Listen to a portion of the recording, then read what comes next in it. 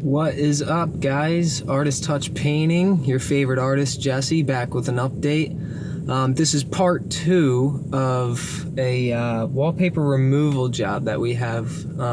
If you didn't see part 1, I will leave that link in the description. You can hop over there, check that out, and then pop back on here and see the second part. So that way you can stay in order with the progress and see what happened, what's happening, and you can see the real change.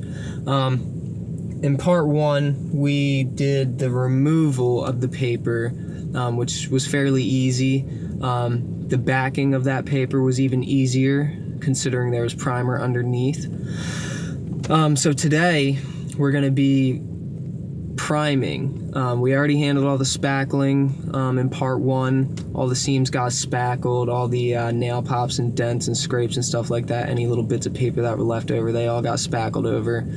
So today we have the sanding, the priming with an oil-based primer.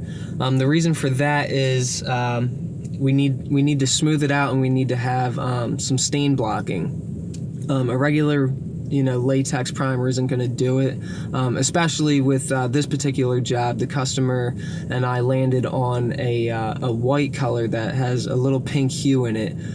We actually picked the color out from the existing wallpaper. They like the color but not the paper or the design. So we went with a really bright, light pink, almost white paint. So it's definitely important to make sure that no staining comes through, and a lot of times you can't get every little bit of glue and anything that might be seeping through the walls.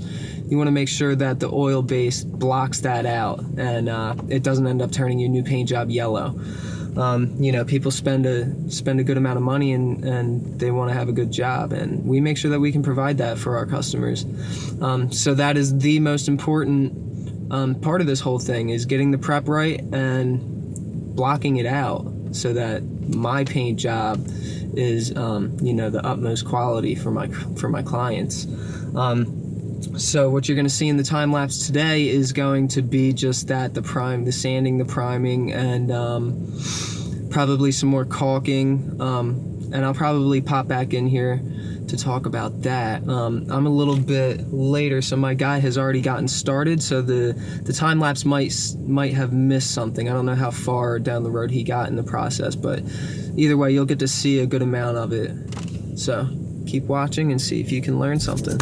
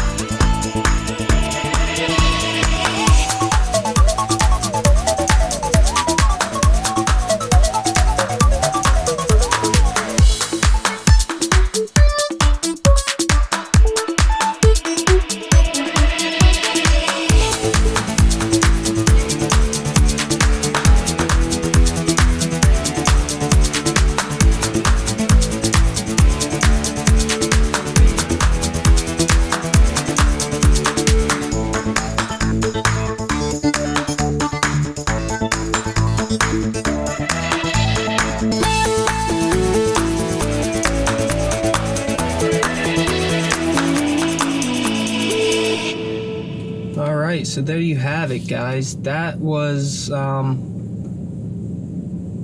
little harder than I thought it would be, only because of the roller I was using, the roller sleeve I was using. The oil primer is very, very sticky, so where it would get too heavy, trying to spread it out and get it even so that I don't have as much work later on was a little bit tricky, but it is what it is.